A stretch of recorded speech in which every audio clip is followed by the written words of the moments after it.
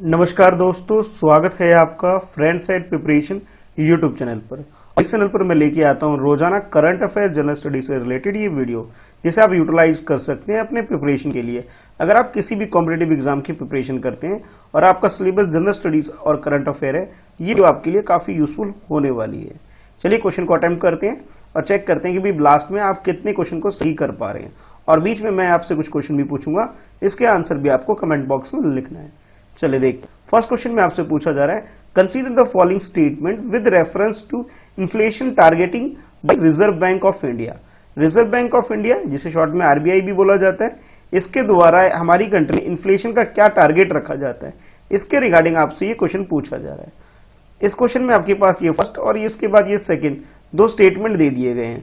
First statement में बोला जा रहा है, determining the target for consumer price index CPI is part of monetary policy committee MPC of RBI. यानी कि मॉनेटरी पॉलिसी कमेटी जो आरबीआई की है, उसके अंदर सीपीआई को डिसाइड किया जाता है। सीपीआई कंज्यूमर प्राइस इंडेक्स की मैं बात कर रहा हूं। सेकंड स्टेटमेंट में बोला जा रहा है, inflation target is set by RBI on the annual basis. RBI इसे सेट करता है, वो भी एनुअल बेसिस पे, इन्फ्लेशन का टारगेट हमारी कंट्री में क्या होना चाहिए। और उसके बाद ये आपसे ये क्वेश्चन में ये पूछा जा रहा है कि ये दोनों स्टेटमेंट में से करेक्ट स्टेटमेंट क्या। ऑप्शन ए में आपसे बोला जा रहा है फर्स्ट स्टेटमेंट करेक्ट है, बी में बोला जा रहा है सेकंड स्टेटमेंट करेक्ट है, और सी में आपसे बोला जा रहा है कि फर्स्ट और सेकंड स्टेटमेंट दोनों करेक्ट है। और डी ऑप्शन में आपसे बोला जा रहा है neither one not two, means ये दोनों ही स्टेटमेंट गलत है। तो करेक्ट स्टेटमेंट आपके अकॉर्डिंग क्या है, क्वेश्चन को अटेम्प्ट करके आंसर बताइए। तो इस क्वेश्चन का जो करेक्ट आंसर है वो है आपका ऑप्शन ए। ए का मतलब है कि सिर्फ जो फर्स्ट स्टेटमेंट वो करेक्ट है, सेकंड स्टेटमेंट गलत है। कैसे, चलिए डिटेल में देख लेते हैं। हमारी कंट्री के अंदर जो मॉनेटरी पॉलिसी कमेटी है, जिसे आरबीआई सेट करती है, ठीक है, गवर्नमेंट के साथ मिलकर के, यानी कि आरबीआई प्लस गवर्नमेंट दोनों मिलकर के हमारी कंट्री में कंज्यूमर प्राइस इंडेक्स को डिसाइड करती है। और फिर इन्फ्लेशन का टारगेट रखा जाता है 4+-2%। यानी कि आप ये बोल सकते हो कि +-2% का मतलब ये हुआ कि 4% से या तो 2% कम -2, या फिर 4% से 2% एक्स्ट्रा एडिशनल, यानी 2 से लेकर के 6% के बीच में हमारी कंट्री में इन्फ्लेशन का टारगेट रखा जाता है। ठीक है, यानी कि जो फर्स्ट स्टेटमेंट है ये बिल्कुल करेक्ट है। अगर हम बात करें सेकंड स्टेटमेंट को, तो सेकंड स्टेटमेंट गलत है। ये एनुअल बेसिस पे डिसाइड नहीं होता, बल्कि मई 2016 में एक अमेंडमेंट किया गया था, जो कि reserve Bank of India act 1934 में चेंजेस ला करके ये फ्लेक्सिबिलिटी रखा गया कि भी अब जो इन्फ्लेशन होगा हमारी कंट्री में वो 2% से लेकर ये 6% के बीच में कुछ भी रखा जा सकता है। और ये इसका जो डिसीजन लेती है गवर्नमेंट और आरबीआई दोनों मिलकर के लेती है। यानी कि आप ये बोल सकते हो करेक्ट आंसर आपका ऑप्शन ए हो गया। नेक्स्ट क्वेश्चन में पूछा जा रहा है, consider the following statement with reference to tsunami ready programme. Tsunami ready programme के ध्यान में रखते हुए आपके पास ये स्टेटमेंट है, ये फर्स्ट स्टेटमेंट है और इसके अलावा ये सेकंड स्टेटमेंट है। और आपसे पूछा जा रहा है कि भी करेक्ट स्टेटमेंट क्या है, ये बताओ। फर्स्ट स्टेटमेंट में बताया जा रहा है आपको, it has been initiated by UNESCO to promote tsunami readiness programme through community participation. Community के पार्टिसिपेशन के थ्रू सुनामी के लिए तैयार करने के लिए एक प्रोग्राम है, जिसका इनिशिएटिव यूनेस्को के द्वारा किया गया है। सेकंड स्टेटमेंट बोला जा रहा है कि Orissa is the first state in India to have tsunami ready recognise community. एक रिकॉग्नाइज कम्युनिटी की अगर हम बात करें तो उड़ीसा ऐसा करने वाली फर्स्ट स्टेट हमारी कंट्री में बन गई है। तो ये दो स्टेटमेंट आपके पास हो गए, आपको बताना कि करेक्ट स्टेटमेंट क्या है। ऑप्शन ए में आपसे बोला जा रहा है फर्स्ट स्टेटमेंट करेक्ट है, बी में आपसे बोला जा रहा है सेकंड स्टेटमेंट करेक्ट है, सी में आपसे बोला जा रहा है बोथ 1 2, यानी ये दोनों स्टेटमेंट बिल्कुल करेक्ट है। अगर हम बात करें डी स्टेटमेंट की, इसमें ये बोला जा रहा है ये दोनों स्टेटमेंट गलत। तो करेक्ट स्टेटमेंट क्या है ये आपको बताना है। चलिए क्वेश्चन को अटेम्प्ट कर लीजिए और बताइए सही आंसर क्या है। तो इस क्वेश्चन का जो करेक्ट आंसर है वो है सी, यानी कि फर्स्ट और सेकंड स्टेटमेंट ये दोनों करेक्ट है। क्यों है ऐसा, अब में जान लेते हैं। जैसे आपको स्टेटमेंट 1 में बोला गया कि यूनेस्को की एक कमेटी या टीम आप बोल सकते हैं जो इसको ऑर्गेनाइज करती है और ये इनिशिएटिव ले रही है। यानी कि आप ये बोल सकते हो कि इंटर गवर्नमेंटल ओशनोग्राफी कमीशन, जो कि यूनेस्को के अंदर आती है, ये सुनामी जैसी प्रॉब्लम को डील करने के लिए नेशन वाइज हर कंट्री में एक इनिशिएटिव लिया इसने, जिसने ये बोला है कि कोस्टल लाइन की जितनी भी कम्युनिटी या कंट्री है उसे तैयार करना ताकि प्रॉपर्टी और लाइफ का लॉस मिनिमाइज किया जा सके। तो ये यूनेस्को का एक प्रोग्राम है, इनिशिएटिव है, और हमारी कंट्री में इस प्रोग्राम से जुड़ने वाले जो फर्स्ट स्टेट हो गया वो उड़ीसा हो गया। और उड़ीसा के अंदर वेंकट रायपुर और नौलासी, ये दो ऐसी कम्युनिटी बन गई है, यानी कि दो ऐसी विलेज हो गई है जो इस इनिशिएटिव का पार्ट बन गया है। यानी कि दोनों ही स्टेटमेंट हमारे लिए बिल्कुल करेक्ट है। ठीक है, अगर हम बात करें उड़ीसा की लोकेशन की, तो ये जो कंप्लीट आपको दिख रहा है ये उड़ीसा है, जो कि अगर हम बात करें इस तरफ ये बे ऑफ बंगाल, ठीक है, ये बे ऑफ बंगाल से इधर से ये जुड़ा हुआ है, जो कि कोस्टल लाइन हो गई थी बे ऑफ बंगाल से।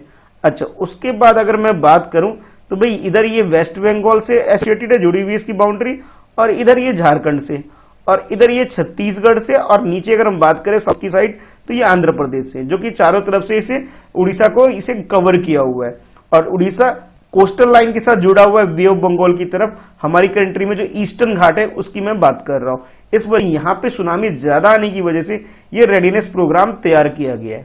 ठीक है, तो करेक्ट आंसर आपका ऑप्शन सी हो गया। नेक्स्ट क्वेश्चन में आपसे पूछा जा रहा है, with reference to United Nation Human Right Council consider the following statement. United Nation Human Right Council के बारे में आपको स्टेटमेंट दे दिए गए हैं। अब आपको ये बताना है करेक्ट स्टेटमेंट क्या है। ये फर्स्ट स्टेटमेंट है, ये सेकंड स्टेटमेंट है। फर्स्ट स्टेटमेंट में बोला जा रहा है, the membership of UNHCR is decided through the voting in general assembly. General assembly में वोटिंग के बेसिस पे इसके जो मेंबर है वो इलेक्ट होते हैं। ये फर्स्ट स्टेटमेंट में बोला जा रहा है। सेकंड स्टेटमेंट में बोला जा रहा है, India has never got membership of UNHRC in human right commission. एक तरह से आप बोल सकते हैं यूनाइटेड नेशन का है, इसके अंदर इंडिया कभी भी इसका मेंबर नहीं बन पाया है। ऐसा स्टेटमेंट सेकंड में बोला जा रहा है। आपको ये बताना है कि करेक्ट स्टेटमेंट क्या है। बहुत इजी सा क्वेश्चन है, 4 ऑप्शन आपको दिए गए। अब आपको ये बताना है करेक्ट ऑप्शन क्या है। ऑप्शन ए में आपसे बोला जा रहा है फर्स्ट स्टेटमेंट करेक्ट है, बी में बोला जा रहा है सेकंड स्टेटमेंट करेक्ट है, सी में आपसे बोला जा रहा है बोथ 1 and 2, और डी में आपसे बोला जा रहा है नाइदर 1 nor 2। इट मींस दोनों स्टेटमेंट गलत है। तो करेक्ट स्टेटमेंट आपके अकॉर्डिंग क्या है, क्वेश्चन को अटेम्प्ट कर लीजिए। तो इस क्वेश्चन का करेक्ट आंसर है वो है आपके लिए ऑप्शन ए। ए का मतलब है कि जो फर्स्ट स्टेटमेंट है जिसके अंदर ये बोला कि United Nation Human right commission के जो मेंबर होते हैं वो जनरल असेंबली में जो वोटिंग होती है उस बेसिस पे ये डिसाइड होता है कि भी कितने लोग सिलेक्ट हुए और किस इस कॉन्टिनेंट से कौन सी कंट्री सिलेक्ट हुए। टोटल यहाँ पे 47 सीट है, जिसका जो डिवीजन है वो इस तरह से कि अफ्रीकन कॉन्टिनेंट से 13 कंट्री सिलेक्ट होगी, एशियन कंट्री में से ये 13 सिलेक्ट होंगे, और लैटिन अमेरिका और कैरेबियन आइलैंड की अगर मैं बात करूं तो यहां से 8 कंट्री को इलेक्ट किया जाता है इसके मेंबरशिप के लिए। अगर यूरोप को बात करें, यूरोप को इसे 2 पार्ट में डिवाइड किया गया है कि ईस्टर्न यूरोप से 6 कंट्री को और वेस्टर्न यूरोप से 7 कंट्री को इलेक्ट किया जाता है इसके मेंबर के लिए। जो सेकंड स्टेटमेंट आपको ये बोला रहा था कि ये इंडिया कभी इसका इलेक्ट नहीं हुआ एज ए मेंबर, वो गलत है। हमारी कंट्री ह्यूमन राइट काउंसिल की 2 बार इसके मेंबर बन चुकी है, 2011 से 14 और उसके बाद 14 से 17। तो 2 बार के मेंबर ऑलरेडी हमारी कंट्री बन चुकी है। तो सेकंड स्टेटमेंट हमारा गलत है, फर्स्ट स्टेटमेंट हमारा बिल्कुल करेक्ट है। तो आंसर आपका ऑप्शन ए हो जाएगा। नेक्स्ट क्वेश्चन में आपसे बोला जा रहा है कुछ स्टेटमेंट आपको दे दिए गए हैं। ये फर्स्ट स्टेटमेंट है, ये सेकंड स्टेटमेंट है और उसके बाद ये थर्ड स्टेटमेंट है।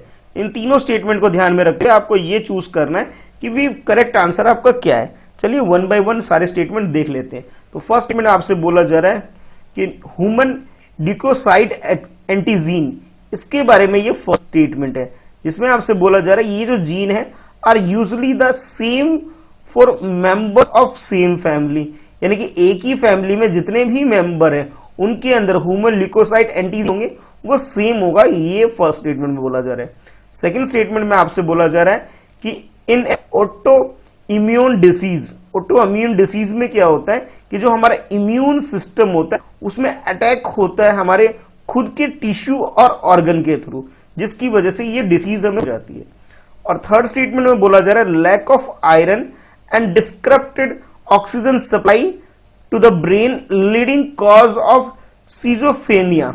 सीजोफ्रेनिया जो एक बीमारी है ये हमारी बॉडी के अंदर लैक ऑफ आयरन और ऑक्सीजन का प्रॉपर सप्लाई ना हो उसकी वजह से होता है।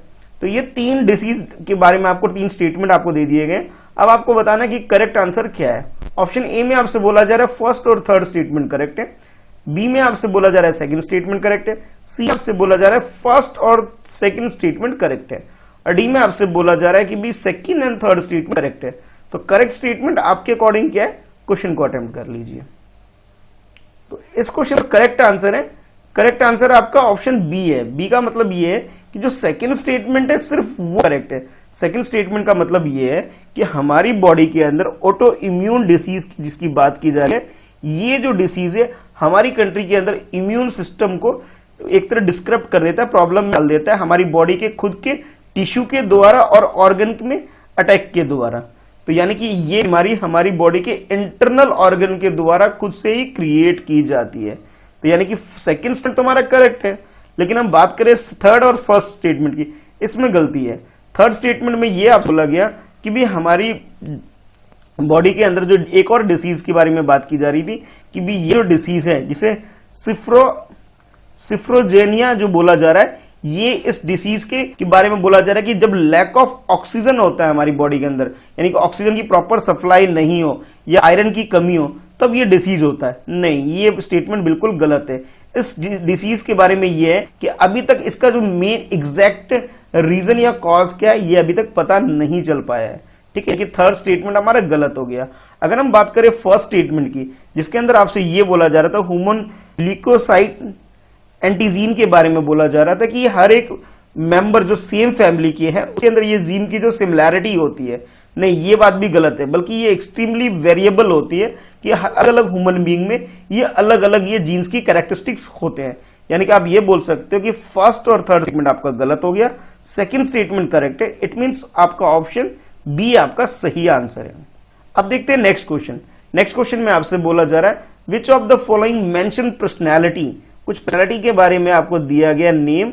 अब आपको ये बताने कितने लोग जो है एसोसिएटेड है इसके अंदर बंगाल स्कूल ऑफ पेंटिंग से। तो बंगाल की जो स्कूल ऑफ पेंटिंग है वहां से कितने लोग एसोसिएटेड है ये आपको बताएं।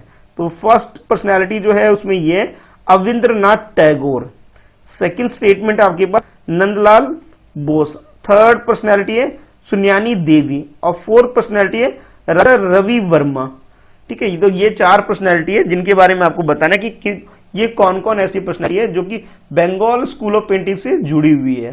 ठीक है, इसकी मैं बात कर रहा हूं।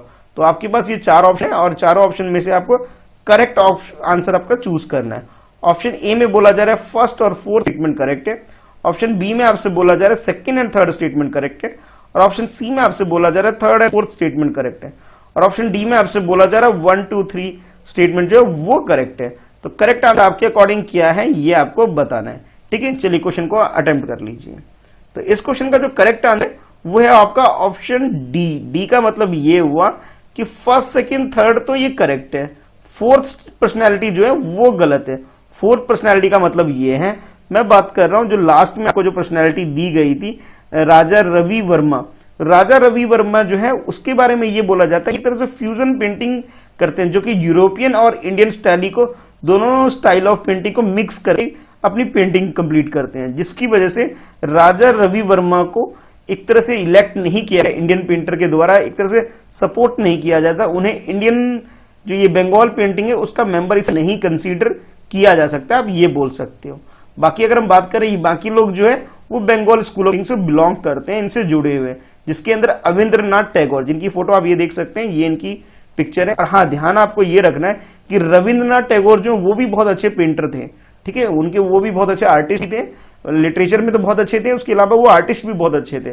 तो आपको अविंद्रनाथ टैगोर और रविंद्रनाथ टैगोर दोनों में डिफरेंस रखना है, सेम पर्सनैलिटी नहीं है बल्कि अलग पर्सनैलिटी है।